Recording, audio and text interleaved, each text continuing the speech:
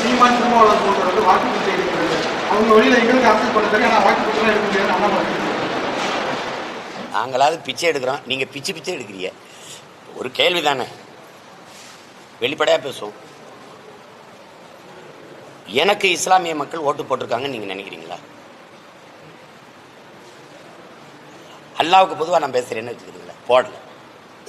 ஆனால் தொடக்கத்தில் இருந்து நான் ஒரு உறவுக்கார பிள்ளையா அவங்க சொந்த மகனா நின்று சண்டை செய்யறது அவங்களுக்காக நான் தான். ஏன்னா எனக்கு எங்க தாத்தா காகிதம் இல்லத்தும் எங்க அண்ணன் பழனிபாவன் தான் என் முன்னத்தி ஏறு. இப்போ அந்த இடத்துல நான் ஓட்டுக்காக நிற்கிறதா இருந்தா இதையெல்லாம் யோசிக்க மாட்டேன். நான் நாட்டுக்காக நிற்கிறதுனால நீ போடு போடாம போ, என் பிறவி கடமை நான் செய்வேன்னு செய்கிறேன்.